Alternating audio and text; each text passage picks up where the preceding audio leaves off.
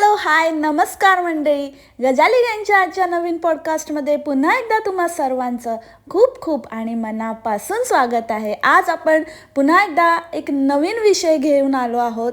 विषय थोडासा किचकट आहे, इंटरेस्टिंग आहे आणि आपल्या सगळ्यांचे ह्याच्यावर वेगवेगळे विचार ऐकायला मला खूप खूप आवडतील. तर मग सुरू करूया आजच्या विषयाला. आजचा विषय असणार आहे नाच ग घुमा कशी मी नाचू, नाच ग घुमा कशी मी नाचू, या गावचा त्या गावचा कासार नाही आला बांगडी नाही मला, कशी मी नाचू नाच ग घुमा. नाही तुम्हाला वाटेल ही परत मायनावर येऊन आली की काय. नाही, आज आपण बोलणार आहोत हा जो मूव्ही येतोय ना त्याचं जे एकूणच प्रमोशन चाललेलं आहे आणि कोणाकोणाला हे लोक पकडतायत बाबा इतके महान. म्हणजे तुमची लेवल काय, म्हणजे हे तर मला असं वाटायला लागलंय की काय डाऊनफॉल होतोय इंडस्ट्रीचा, असं एकूणच चित्र डोळ्यासमोर दिसू लागलंय. ह्याच्यामध्ये मी कोणालाही कमी लेखत नाही आहे. मी असंही नाही म्हणत आहे की यूट्यूबर्स काय आहे, त्यांच्याकडे काय होणार आहे, त्यांच्या थ्रू काय होणार आहे. कारण का आजकाल तुमच्यापेक्षा जास्त सेलिब्रिटी स्टेटस यूट्यूबर्स आणि इंस्टाग्राम रील बनवणाऱ्यांना आहे. त्यामुळे तुमचा प्रयत्न चांगला आहे, पण बरे अजून कॅन्डिडेट तुम्हाला मिळू शकले असते ज्यांच्या थ्रू तुमचं ॲक्च्युअल लार्जर ऑडियन्सकडे तुमच्या चित्रपटाकडे लक्ष वेधता आलं असतं. एनिवेज, जसं आपण नेहमीच म्हणत आलो आहोत, जैसे जिसकी सोच. तुम्ही मायनाच्या व्हिडिओमध्ये तर शोभायात्रेचा एकूणच सिनारिओ बघितला असेल की काही ह्या लोकांना बाउन्सर्स नाहीत, की कोणी बॉडीगार्ड नाही, की काही नाही, आणि टीम येते आहे नाच ग घुमाची, सगळ्यांनी टाळ्यांनी वेलकम करा त्यांचं. आणि नाच ग घुमाची टीम अशी येत होती, कोणी म्हणजे त्याला कोणी वालीच नाही. अरे बरोबर आहे, तुमच्याकडे ना यूट्यूबर्सकडे जाण्याची वेळ येते, कारण ते यूट्यूबर्स पण तुमच्यापेक्षा सेलिब्रिटी स्टेटस घेऊन मोकळे झालेले आहेत. ते तुमच्यापेक्षा खरंच सेलिब्रिटी आहेत. त्या मायनाला बघा, एवढीशी पोरगी, तिला बाउन्सर ठेवला होता. चला आता तुम्ही म्हणाल ती छोटी आहे म्हणून तिला बाउन्सर ठेवला होता, ती स्वतःची काळजी स्वतः नाही घेऊ शकत. पण ती बंजिता, तिचा तो नाच गाण्याचा प्रोग्राम होता, त्याच्यासाठी पण बाउन्सर्स होते. आहात कुठे आणि तुम्ही आले आपले हात हलवत. शी शी शी शी शी शी शी काही गोष्टींचा ना बडेजाव करावा लागतो, तो इन्फ्लुएन्स पाडण्यासाठी की आपण कोणीतरी आहोत हे लोकांना दाखवावं लागतं. ते असंच लोक नाही, हा गेला काळ तो डाऊन टू अर्थ आणि असं आपण खूप साधे आहोत आणि आम्ही तुमच्यातलेच एक आहोत.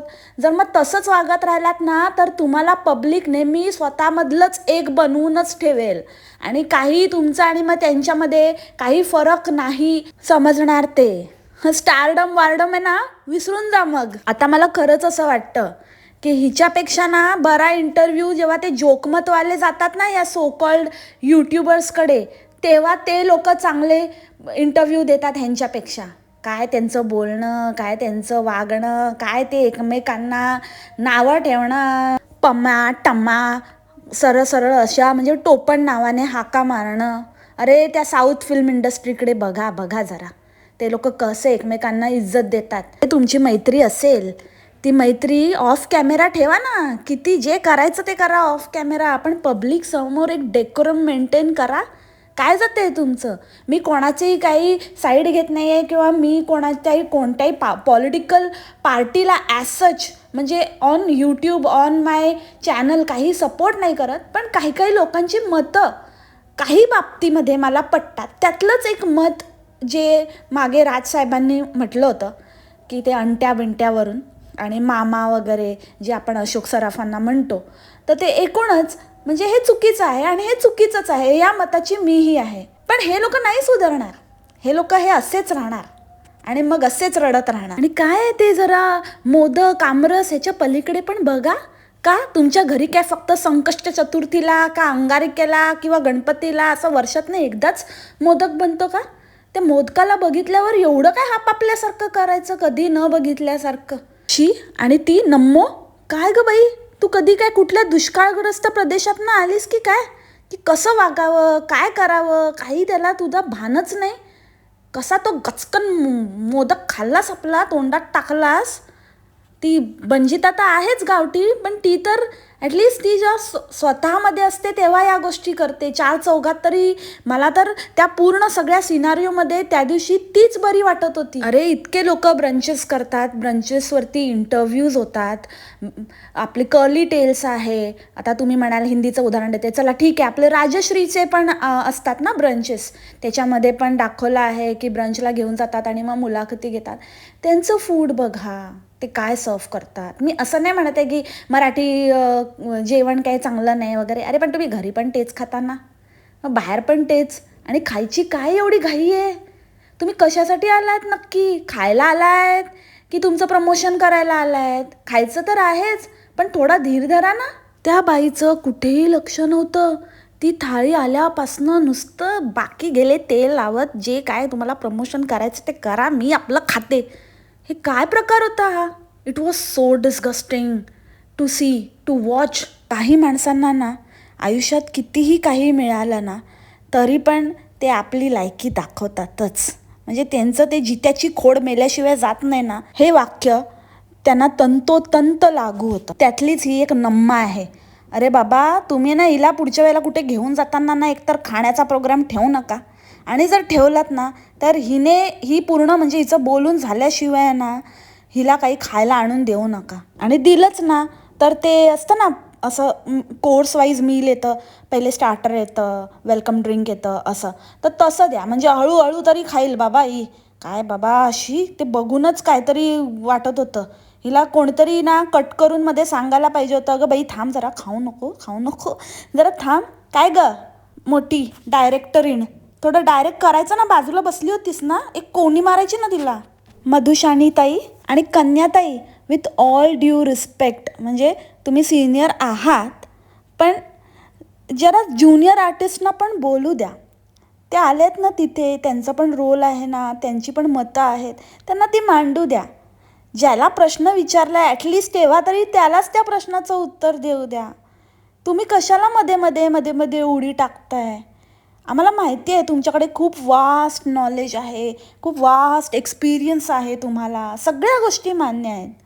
पण कधीतरी आहे ना शांत बसण्यामध्ये आणि ज्याचा ड्यू रिस्पेक्ट किंवा ज्याचं ड्यू क्रेडिट त्याला देण्यामध्येच शहाणपणा असतो आणि मोठेपणा देखील असतो.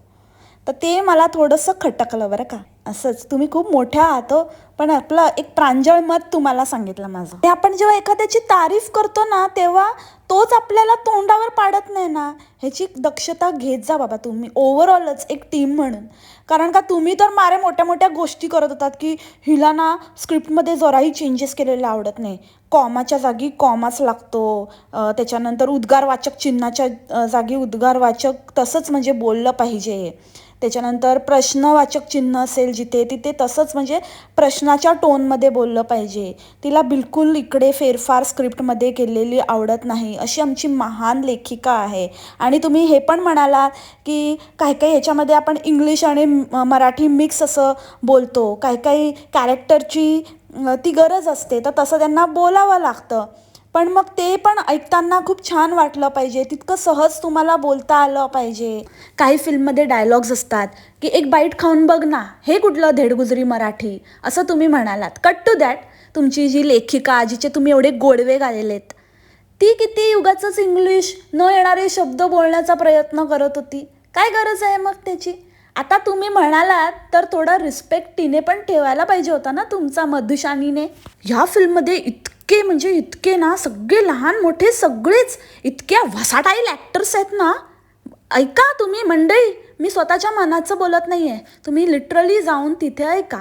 व्हसाटाईल ॲक्टर्स, मला तर असं वाटत होतं काय बोलते काय बाई, वासाडे ॲक्टर्स बोलते, वर्सेटाईल ॲक्टर्स बोलते की भसाडा ॲक्टर्स बोलते, काय बोलायचा प्रयत्न काय. म्हणजे जर तुम्हाला स्वतःच तुम्ही इतके असे आहात, काय बोलू मी ह्याच्यावरती. मला ना खरंच असं लोक मग म्हणतील की ही ना स्वतःला जास्त शाणे समज. अहो तसं नाही आहे हो. मला जे दिसतं ना आणि जे मला ऐकू येतं आणि जे मला पटत नाही तर मग मला राहवत नाही मग बोलल्याशिवाय. आणि जेव्हा तुम्ही एवढे गोडवे गाता ना आणि तीच गोष्ट तुम्ही स्वतः आचरणात आणत नाही ना, तर मग माझा संताप होतो. ताई, तुम्हाला स्क्रिप्टमध्ये चेंजेस आवडत नाहीत तर मग स्क्रिप्ट चांगली तयार करायची ना. हे काय असं डायलॉग, तुम्ही स्वतःच नीट बोलत नाही आणि मग दुसऱ्यांना काय तुम्ही शिकवणार. त्याच्यामध्ये वेगवेगळे शब्द होते ना, विविधता आहे, वैविध्यपूर्ण आहे. कशाला मग जर तो शब्द येत नव्हता तर वासाडाईल बोलायला गेलात तुम्ही, बोललात ते बोललात, पण करेक्शन पण नाही त्याच्यामध्ये, नो रिटेक. त्याच्यामुळे अशाच वेळेला कळतं ना की कोण किती टॅलेंटेड आहे आणि कोणाचं भाषेवर किती प्रभुत्व आहे. आणि अशा लोकांना जे अधाशासारखे खातात, कुठे काय करावं काय बोलावं याचं त्यांना भान नाही, दुष्काळग्रस्त प्रदेशातून आल्यासारखे वागतात, अशा लोकांना व्हॅनिटी नाही आणि त्यांनी ॲडजस्ट करून घेतलं ह्याचा तुम्ही मोठेपणा देता. असे लोक व्हॅनिटी डिझर्व करतात रिअली? हो, त्यांना काही फरक नाही पडत. ते म्हणाले ना, त्यांना शेव चिवडा मिळाला वास, चकना द्या गपचूप बसतील ते, त्यांना काही गरज नाही व्हॅनिटी फॅनिटीची. आणि येस, आपण म्हणतो ना की कसलंही सोंग आणता येतं पण पैशाचं सोंग आणता येत नाही. येस, 100% मी अग्री करते ह्या गोष्टीबरोबर. पण काय आहे ना, काही काही गोष्टीमध्ये ते आणावं लागतं आणि जरी तुम्ही ते नाही आणलं ना तरी ते आपल्याकडे नाही आहे. आपण कसे गरीब आहोत, आपली इंडस्ट्री कशी गरीब आहे, आपण कसं एका रुपयाला रसलेलो आहोत हे दाखवण्याची गरज नाही आहे ना. म्हणजे ठीक आहे तुमच्याकडे नाही आहे, पण ॲटलिस्ट ते दाखवू तरी नका. आपल्या ह्या निर्मात्यांनी त्यांनी एकदम स्वतःच्या खिशातनं पैसा घालून ही फिल्म प्रोड्यूस केली आहे, त्यामुळे तुम्ही नक्की जाऊन बघा. अरे त्यासाठीच तर ते निर्माते आहेत ना. ते स्वतःच्या खिशातनं पैसा नाही घालणार तर कोणाच्या खिशातनं घालणार पैसा? काय वेगळं केलं त्यांनी? आणि त्याच्यामध्ये एवढं काय आहे की एवढं आम्हाला काय काय करून किती करून आम्हाला ह्या फिल्मचं बजेट हे करावं लागलं. त्यांनी एक एक पैसा जोडून ही फिल्म बनवली आहे. कशाला कशाला? जर तुमच्याकडे नाही पैसा नका बनवू. बनवताय ना आणि बनवले ना, ते तुमचं पॅशन आहे, व्हॉटेवर आहे, तर मग ठीक आहे ना. थोडं तरी ठेवा ते लॅविशनेस, थोडं तरी दाखवा माणसांना. भले तुम्हाला त्याचं सोंग आणता येत नसेल पण ते ऑब्व्हियस करू नका की आम्ही गरीबच आहोत, आमच्याकडे काहीच नाही आहे, आम्ही कसं करून करून जोडून जोडून असं बनवलं आहे हे. नका ना, नका ना. भिका कशाला मागता प्रत्येक वेळेला? Take a pride in everything. Believe in your creativity. मग ती कशी असू दे. ह्याच्यापेक्षा लो बजेट फिल्म्स चालल्या आहेत.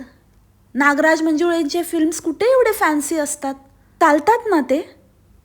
Even south movie last time पण मी एक रिव्ह्यू केला होता. किती सिम्पल प्लॉट असतो, किती सिम्पल कास्ट असते, किती सगळ्या गोष्टी एकदम सहज उलगडत जातात. त्यांना पण इतका पैसा नाही होता लागत. म्हणजे साऊथचं एक आहे की त्यांचं एकदम काहीतरी एकदम एक्स्ट्रावेगन्स असतं, नाहीतर मग एकदमच सिम्पल असतं. पण जरी सिम्पल असलं तरी पण ते वर्थ वॉचिंग असतं. त्यांचं त्यांच्या स्टार कास्टवरती, त्यांच्या स्टोरीवरती एवढी पकड असते की ते सहज म्हणजे बिकताय आणि तुम्ही एकमेकांची लाल करण्यातच अडकून पडलेले आहात. तो आमचा निर्माता आहे ना जोशी भाऊ, त्याला ना असं बिलकुल पण असं काही अहंकार किंवा असं काही नाही आहे, निर्माता असल्याचा इगो नाही आहे. तो पण असं आमच्याबरोबरच सगळीकडे प्रमोशन करतोय. भाई तो निर्माता आहे, त्याच्यामध्ये अहंकार असण्याचा नसण्याचा प्रश्न कुठे येतो? त्याची फिल्म आहे, त्याने पैसा ओतलाय, त्याला तो पैसा परत हवा आहे, तो रिकवर करणार आहे, तर तोच करणार ना. अरे ते कपिल शर्माच्या शोमध्ये बड्डे लोक येतात, कुठले कुठले अगदी म्हणजे टॉप नॉच डिरेक्टर्स प्रोड्युसर्स येतात. मग हा काय चीज आहे? कशात तुम्हाला प्राईड घ्यायचं, कुठल्या गोष्टीचा बडेजाव करायचा, कुठला नाही, बेसिकली ह्यातच तुम्ही गणलात. आणि व्हेरी व्हेरी इम्पॉर्टंट गोष्ट, work on your script, work on your story. ही पण जी तुम्ही आणली आहे ना, ते मला आधी स्टार्टिंगला गाणं बघून असं वाटलं की हां वाव खूप छान दिसतंय, काहीतरी वेगळं मस्त वाटतंय. पण नंतर मग जेव्हा तुमचा ट्रेलर बघितला ना, सेम ओल्ड घिसी पिटी स्टोरी. ते बाई वगैरे हे ना आता खूप जुनं झालं, खूप रटाळ झालं. You are too late. ते बाईचं रडगाणं आयुष्याचं वगैरे ना, त्याचा आता कंटाळा आला. म्हणजे ठीक आहे, आता कोणाचं आयुष्य असं नाही राहिलं आणि ज्यांचं असं आयुष्य राहिलं आहे ना चूल मूल आणि हे ते रडगाण्यामध्ये, तर त्या लोकांचा नाही PT on them, seriously, on serious note. बरं तुम्ही दाखवलाय ना, तर मग ॲटलिस्ट मग तो एक तसा एक लोअर मिडल क्लास वगैरे असं दाखवलं असतं तर मान्य होतं. तुम्ही एकदम हाय क्लास वगैरे असं दाखवलं, 24 आवर्स मेड वगैरे असं पाहिजे त्यांना घरी, अशी एक बाई तुम्ही दाखवलीत, तर मग काय कमी आहे तिच्याकडे पैशाची? एक बाई गेली दुसरी बाई येईल, दुसरी बाई गेली तिसरी बाई येईल. अरे या पे पैसा फेको ना सब मिळतं आहे. आणि आता तर रोबो, डिशवॉशर सगळं काही म्हणजे फॅसिलिटीज अवेलेबल आहेत. सो आता काय बाईचं एवढं काही घेऊन बसायची गरज नाही आहे. आणि ना आमच्या इथे, मी आमच्या इथे माझ्या आईच्या सोसायटीमध्ये बघितलं आहे, ते 24 आवर्सचं तर ते एक वेगळंच आहे. बट अदर दॅन दॅट लोकांकडे इतका पैसा आहे की ती एक बाई म्हणजे फुल टाईम तर असतेच, प्लस वेगवेगळ्या कामाला त्या मुद्दामून वेगवेगळ्या बाया ठेवतात. लाईक कपड्याला एक बाई, तीच बाई भांडी नाही करत, मग कपड्याला वेगळी, भांड्यांना वेगळी असं ठेवतात. सो दॅट एकीने दांडी मारली तर मग दुसरीला एक्स्ट्रा पैसे देऊन दुसरीकडून करता येतं. असे बरेचसे जुगाड. Maharashtra, Mumbaikars are known for their jugaads. Not only Mumbaikars, metro city people ते लोक बरोबर आपले जुगाड लावतात. त्याच्यामुळे ना हा विषय खूपच रटाळ आहे, जुना आहे, बोरिंग आहे. आणि आजकाल पैसा फेकला ना तर मग खूप सारे सर्विसेस अवेलेबल आहेत. क्लिनिंग वगैरे ह्या गोष्टी पण आर्ली बेसिसवर तुम्हाला ऑनलाईन अवेलेबल असतात, की तुम्ही पर आवरचे पैसे देऊन बोलवू शकतात आणि ते तुम्हाला जे पाहिजे ते डीप क्लिनिंगपासून सगळ्या गोष्टी करून देतात. काय करायचंच असेल ना तर मराठी माणसाची इमेज सुधारण्याचा प्रयत्न करा. असं दाखवण्याचा प्रयत्न करा की तो पण हे सगळं अफोर्ड करू शकतो, तो पैसा टोचून टोचून वापरत नाही. मला ना एक इन्स्टावरती DM आला होता, एका मारवाडी मुलीने केला होता आणि इट वॉज सो बॅड की मला ना बघता क्षणी ते वाचून माझी तळपायाची आग मस्तकात गेली आणि मी त्या मुमेंटला ते डिलीट करून टाकलं, तिला ब्लॉक करून टाकलं. बट मी तुम्हाला सांगू नाही शकत मंडळी, मला ना अजूनही त्या गोष्टीचा इतका रिग्रेट होतो. मला असं वाटतं की मी त्याचा स्क्रीनशॉट काढून त्यांना लावायला पाहिजे होता आणि दाखवायला पाहिजे होतं की लोक तुम्हाला काय समजतायत. आणि इट्स हाय टाईम की आपल्याला ना आपलं स्टेटस दाखवण्याची ह्या चरबीखोरांना ना खरंच गरज आहे. तर तुम्ही ना प्लीज अशा गोष्टी खूप सिरियसली घ्या. हे खूप असं वरवरचं नाही आहे. जरा दाखवा क्लास आहे. महाराष्ट्राचे तुम्ही ओनर आहात. लोकांना बसू देऊ नका तुमच्या डोक्यावर. जेवढे बसवलेत ना तेवढे पुरे झाले. आता ना काहीतरी look at the larger picture आणि write a picture. Show some class in your overall attitude, in your personality, in your movies, in your script, everything. कारण का हे मूवीज आणि हे सगळं जे आहे ना हेच तुमच्या समाजाचं चित्र दर्शवत असतं. सो तुम्ही एक खूप महत्त्वाचा रोल प्ले करता आणि त्यातून तुम्हाला समाजाला काहीतरी चांगलं वेगळं देता येत असेल तर प्लीज प्लीज ते देण्याचा प्रयत्न करा. जुन्या रटाळ गोष्टींमध्ये अडकून पडू नका. स्त्री ह्याच्या खूप पलीकडे गेलेली आहे. चूल मूल हे तर आहेच, हे तर राहतच तिच्याबरोबर, as rightly sed bye you. पण खूप सारे रिसोर्सेस तिला अवेलेबल आहेत आणि देशाबाहेर अशा कितीतरी स्त्रिया आहेत ज्या आपलं नावही कमवत आहेत आणि प्लस त्या घरातली सगळी कामं त्यांना स्वतः करावे लागतात. भलेही मशीन्सच्या हेल्पने त्या करतात, पण करतात.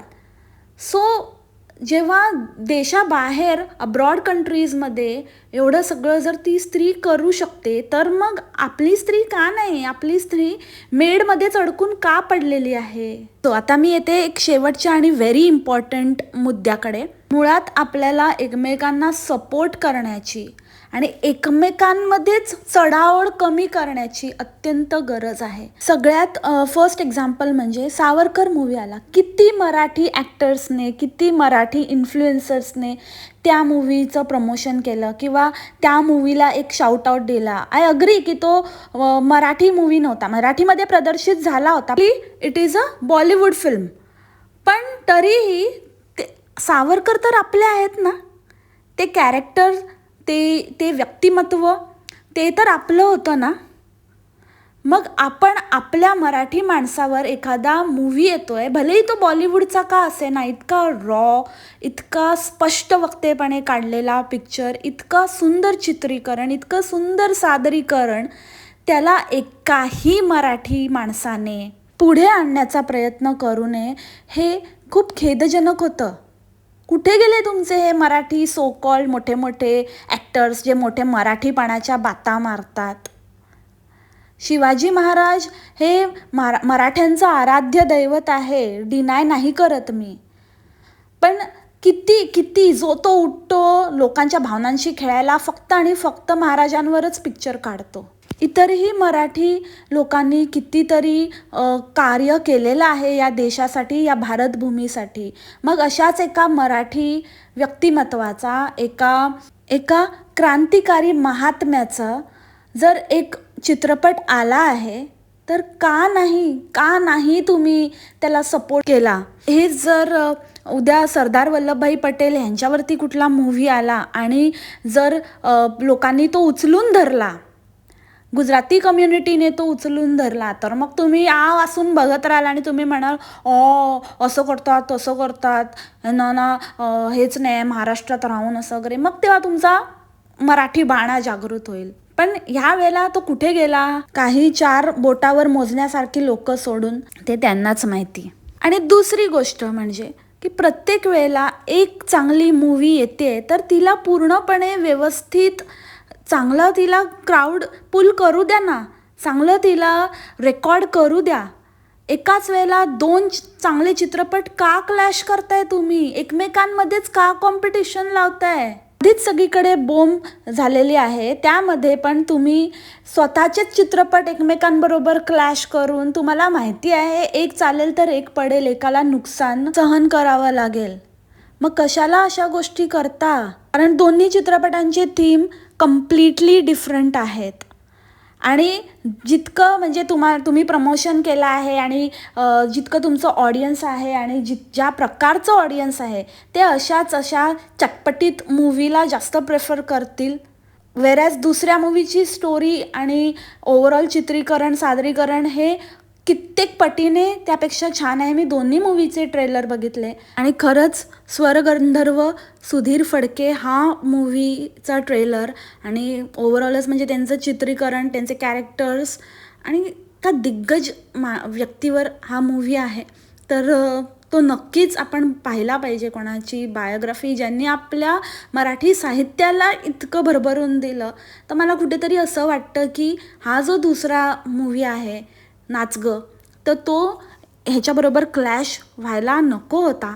कुठली तरी वेगळी वेळ त्यांनी निवडायला पाहिजे होती. कारण महाराष्ट्र दिन या निमित्ताने मला असं वाटतं महाराष्ट्राच्या साहित्याला जास्त प्राधान्य मिळालं पाहिजे. ज्यांनी महाराष्ट्राचं साहित्य घडवलं अशा व्यक्तिमत्वावर जर कुठला चित्रपट येत असेल तर त्याला जास्त प्राधान्य मिळालं पाहिजे, ना की मोलकरणीला. म्हणजे मी स्पष्टच शब्दात बोलते. तो मंडळी, मला जे बोलायचं होतं ते मी तुमच्यापर्यंत पोहोचवलेलं आहे. आता तुम्हीच ठरवा की तुम्हाला कशाला प्राधान्य द्यायचं आहे. शक्य असल्यास दोन्ही चित्रपट बघा, कारण दोन्ही आपल्या मराठी माणसाचेच आहेत. तर त्यामुळे त्याच्यात तर दुजाभाव, आता त्यांना अक्कल नाही, पण ठीक आहे, पण आपण तर सुज्ञ आहोत ना. आणि अगदीच शक्य नसेल, कुठला तरी एकच तुम्ही पाहू शकता, तर नक्की विचार करा पूर्णपणे आणि कुठल्या गोष्टीला प्राधान्य द्यायचं हे तुमचं तुम्ही ठरवा. जाता जाता एक सुंदरसं गाणं फक्त आणि फक्त माझ्या मंडळींसाठी. देव देवाऱ्यात नाही, देव नाही देवालयी, देव देवाऱ्यात नाही, देव नाही देवालयी, देव चोरून नेल अशी कोणाची पुण्याई, देव देवाऱ्यात नाही, देव नाही देवालयी. भूल झाली असेल तर माफ करा मंडळी. भेटूया आपल्या नवीन पॉडकास्टमध्ये नवीन विषयासोबत. तोपर्यंत खा प्या मस्त राहा आणि स्वस्थ राहा. Take care. Bye bye. मासलामा. Love you all.